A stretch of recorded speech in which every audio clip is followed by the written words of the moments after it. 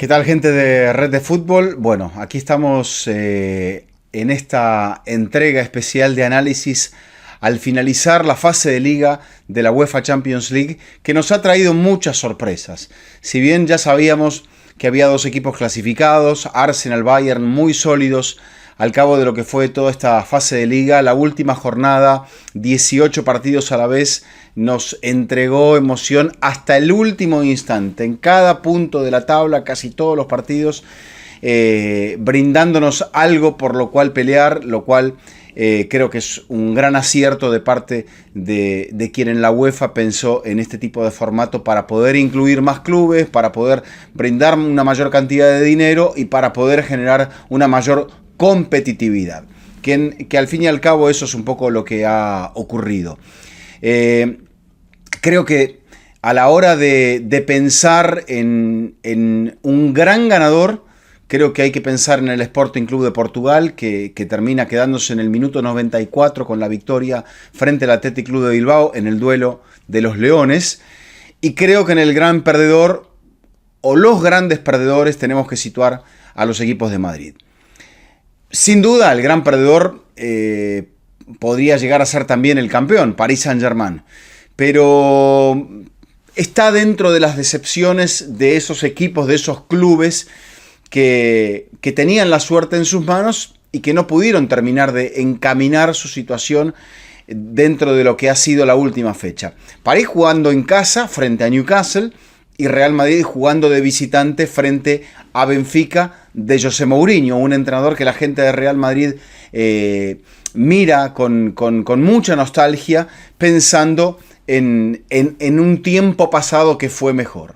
Que no necesariamente sea así, pero creo que en los momentos en que las cosas no vienen bien es cuando la gente se aferra a esos aspectos, como por ejemplo la nostalgia. El Madrid se puso en ventaja con un gol de Mbappé, después llegó la vuelta al marcador con 3 goles incontestables por parte del equipo de las Águilas, llegó el descuento de Mbappé en una muy buena jugada de Arda Güler, y cuando el Madrid estaba dentro, porque era difícil quedarse afuera con 15 puntos, se ha demostrado que una vez más, como en la fase de la Liga de la temporada pasada, esos 15 puntos no alcanzaban. 16 era la cifra mágica. Y a partir de ese momento en el cual el Madrid estaba pendiente de otro resultado y no estaba ganando su partido, ni siquiera lo estaba empatando, es donde la moneda fue al aire y a partir de ahí no cayó de cara para el Real Madrid, ni siquiera cayó de canto. Entonces, la gente se queda pensando en el gol de Trubin, la primera vez que le marcan al Real Madrid en Champions League un arquero. La primera vez que le gana Mourinho a Real Madrid. Pero en ese gol al Real Madrid no se le va la posibilidad de evitar el playoff. Dos partidos muy incómodos a jugarse en semanas sucesivas, el 17-18 de febrero y una semana después, el 24-25 de febrero. El sorteo será este viernes. Después vamos a hablar un poquito de los rivales y de cómo pinta la situación. Pero ese efecto que se había comenzado a vivir a partir de la llegada de Álvaro Arbeloa empieza a diluirse. Porque Arbeloa comenzó con la eliminación en la Copa del Rey frente a Albacete y ahora está cayendo de la zona de los primeros 8 de esta fase de liga de la Champions. Con lo cual tiene que, al igual que la temporada pasada, jugar el playoff. Ustedes me dirán, bueno, también tiene que jugar Paris Saint-Germain ese playoff. O sea que no es algo que el Atlético de Madrid también tiene que jugar ese playoff. Evidentemente es algo que mete como diría el tango, a todos en el mismo lodo. No es una situación en la cual el equipo está eliminado, pero sí en este intento de remontar, de ganar algo al final de esta difícil campaña 25-26, comenzada por Xabi Alonso, interrumpida en el medio después de la Supercopa, con el despido del Vasco, con la llegada de Arbeloa y con este segundo golpe que Arbeloa recibe, ahora queda todo mucho más expuesto. En la primera línea quedarán otra vez los dirigentes o Florentino, quedará también los jugadores marcados por seguramente la bronca en Vinicius, en Bellingham, como ha venido ocurriendo en los últimos partidos de Real Madrid, pero la realidad es que los cañones se van a focalizar de la gente hacia los futbolistas, porque este Madrid, que tenía, no digo que tenía la felicidad y que sin grandes retoques iba a seguir jugando de la misma manera, pero en el momento que lo deja ir a Carlo Ancelotti ya empezaron los problemas. ¿Por qué? Porque en la decisión de traer a un técnico que quizá no era del gusto de Florentino Pérez, de acuerdo a lo que trasciende ahora, es donde empezamos a ver que se empieza a tratar de arreglar algo que ya viene bastante... es un camino que no ha comenzado bien. Y en el medio, el arreglo se está demostrando que quizá no sea tan bueno.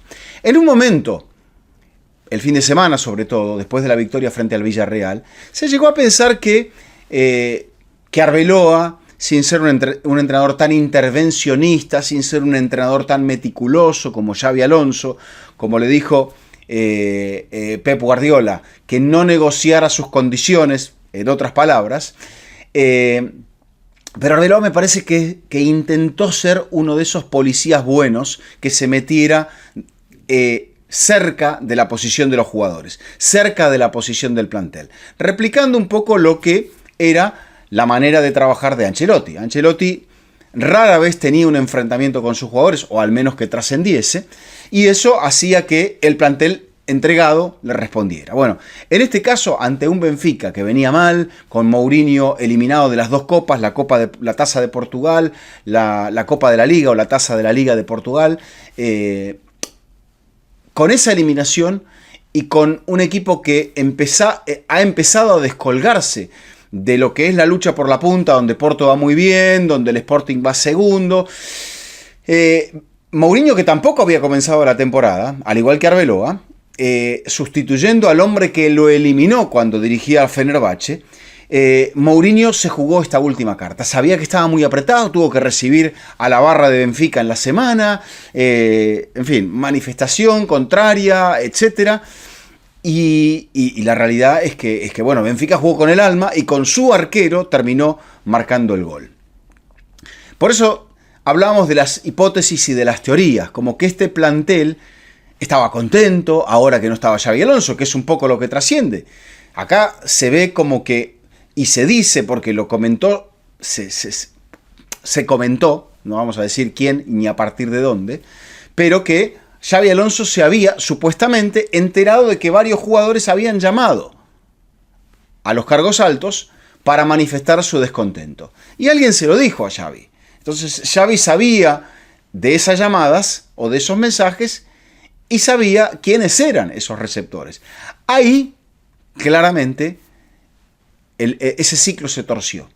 Y cuando uno trata de arreglar un ciclo torcido, una historia que viene torcida, con un entrenador como el caso de Arbeloa, que no tiene ese respaldo constituido por una carrera importante, pueden pasar estas cosas. Yo no digo que la derrota de hoy sea culpa de Arbeloa.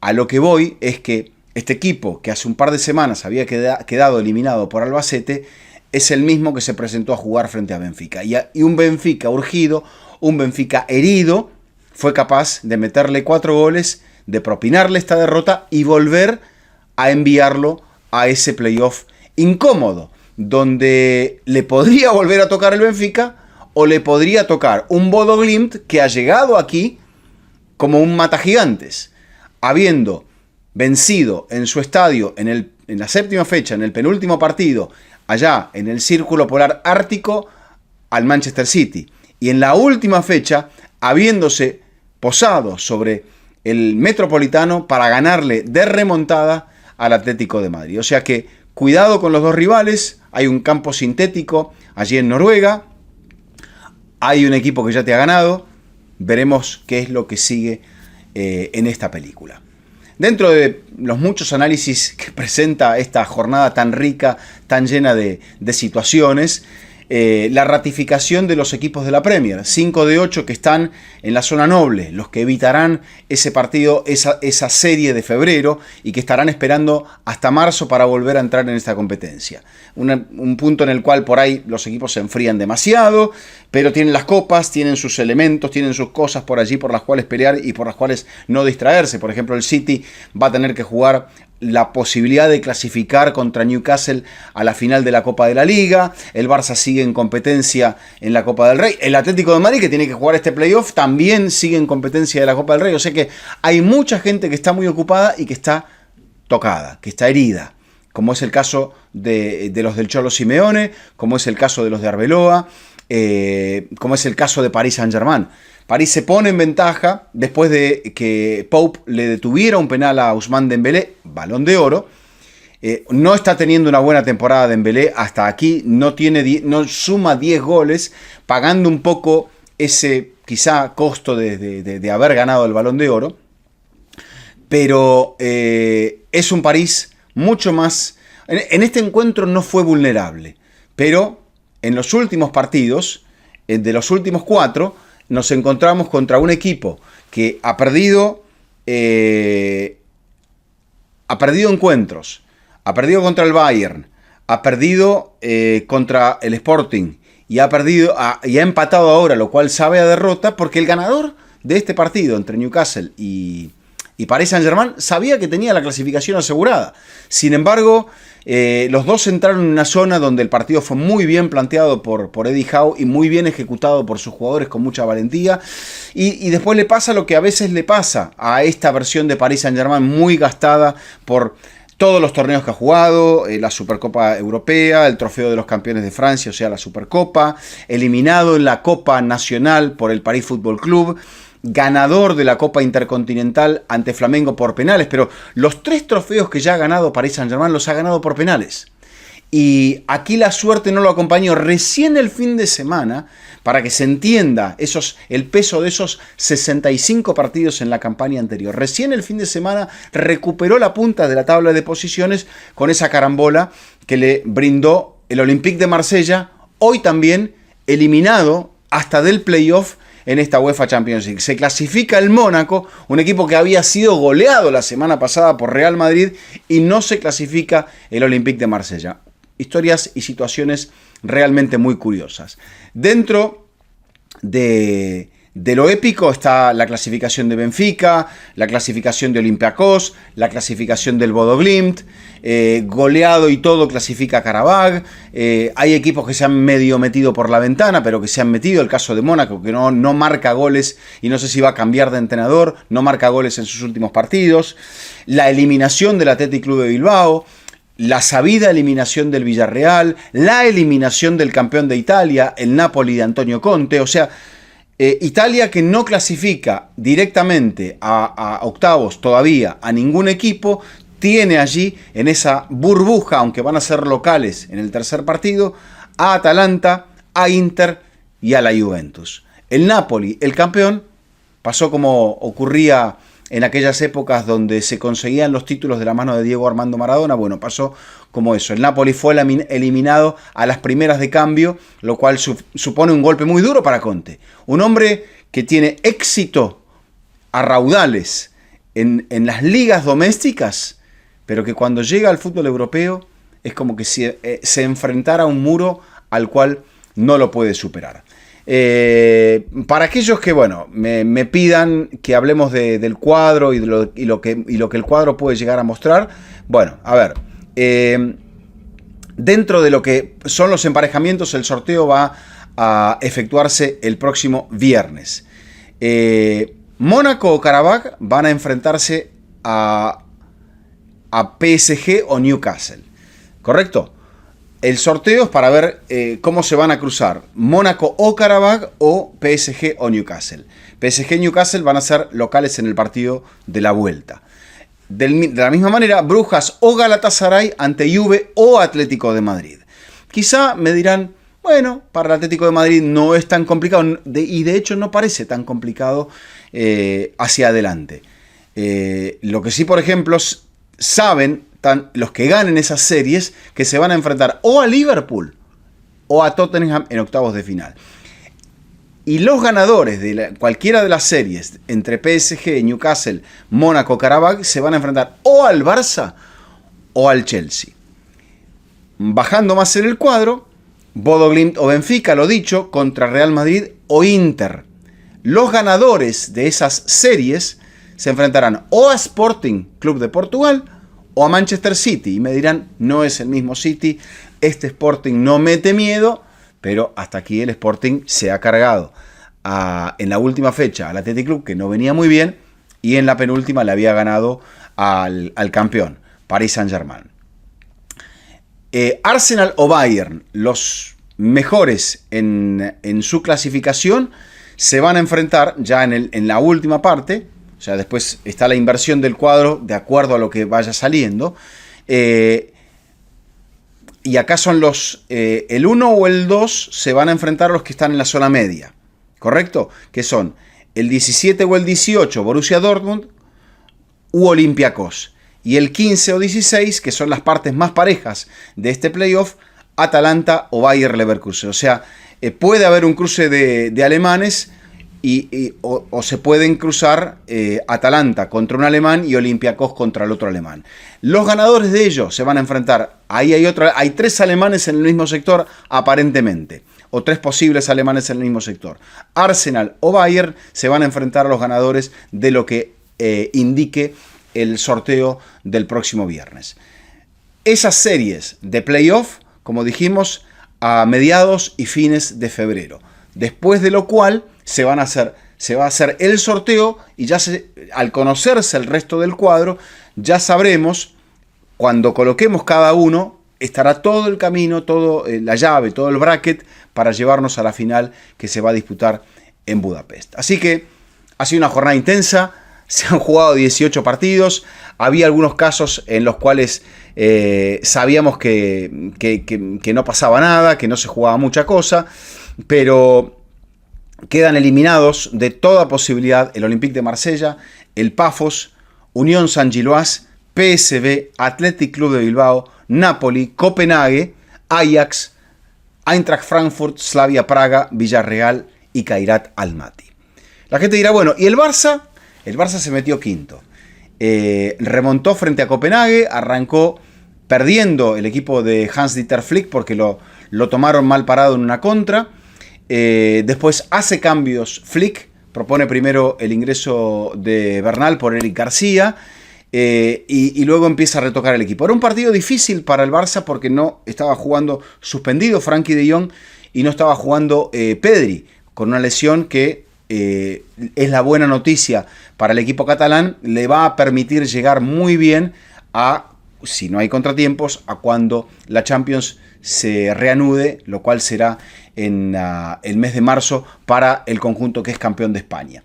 Y después, bueno, el Barça tiró la artillería, consiguió el gol en una acción donde Olmo lo encuentra a Lamine Yamal. Lamine termina siendo decisivo en el partido porque habilita a Lewandowski para el empate, porque con un remate que se desvía en el camino termina consiguiendo el 2-1, con el cual el Barça se serenó. El Barça pensaba que tenía que golear para evitar cualquier circunstancia, pero solo con la victoria ya le estaba alcanzando. Y eso me parece que es cuando al llegar al vestuario se dieron cuenta los jugadores de ello.